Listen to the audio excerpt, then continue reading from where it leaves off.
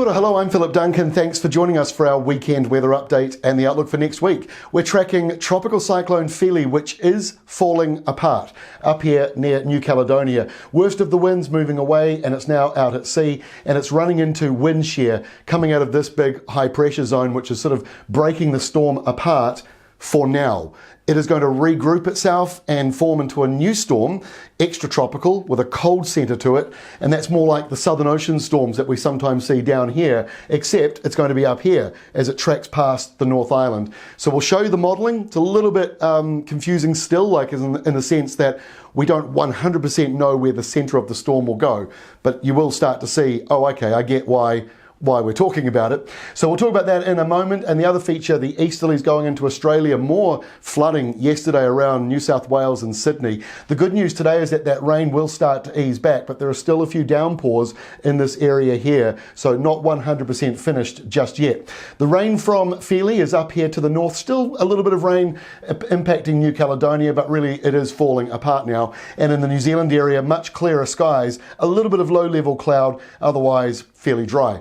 So let's get into it now. Here is the forecast for the weekend. Saturday, powerful high pressure centred here in the southern part of the Tasman Sea. A southerly flow basically up around across New Zealand, tilts a bit more east to southeast around northern areas, which is a very sunny direction. So I think a lot of New Zealand will be quite sunny as we go through Saturday, maybe a few coastal clouds and even the risk of a light shower there as well. And the rain over here in New South Wales not as intense. On Sunday, no real changes. We've still got a bit of wet weather out here. Most of New Zealand is dry and sunny under high pressure, and a light northeasterly begins as the low from the north gets closer. And it's not too stormy here on Sunday, fairly weak in fact, but it changes on Monday. This is when it gets extratropical and the middle goes from being warm to cold. And instead of the storm in the tropics, you know when they've got the perfect center, all the isobars wrapped tightly around it? Well, as they become extratropical and they move down and have a cold center, can still be a storm, but the middle gets bigger. And so you can end up with quite a large, calm area in the middle of these extratropical storms, but the gale force winds, they fan right out. And so that's what we're watching. We'll be seeing this getting bigger and bigger, and maybe the intensity is not as bad as it was when it was a tropical cyclone because the energy is spread further out. But this is one to keep an eye on, and we're going to start to notice it moving through on next week around Tuesday, Wednesday. But you can see here on Monday, northeasterly winds are now coming in. They might even be a bit more northwest elsewhere. So Monday's a fairly sunny, dry day and getting warmer as well. But let's get into the Tuesday, Wednesday period. I've got two maps for each day, and they both show the different models. So this is Tuesday. GFS out of America showing the center of the storm quite close to Cape Reinga, and therefore windy weather all the way down across the upper North Island. A little bit of rain down here around Fiordland. That's an unrelated system. So that is the GFS modelling for lunchtime on Tuesday. This is the European modelling for lunchtime on Tuesday, same time, but much further away from New Zealand. And really, we're just seeing a little bit of northeasterly wind, bit of cloud, a couple of showers around here.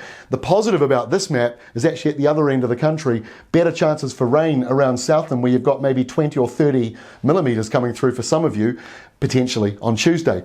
So that's the Tuesday setup. Uncertainty about whether it actually arrives on Tuesday afternoon or maybe not until Wednesday. So let's go to Wednesday.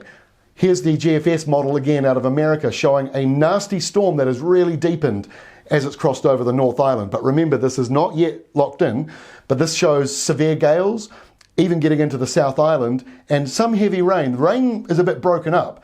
It doesn't look as bad as it was the other week with the flooding around Tairāwhiti and around Gisborne and East Cape. But out here, you're talking about 100, 150 millimetres of rain accumulating just offshore. So if this map's accurate, that means there will be some heavy rain around.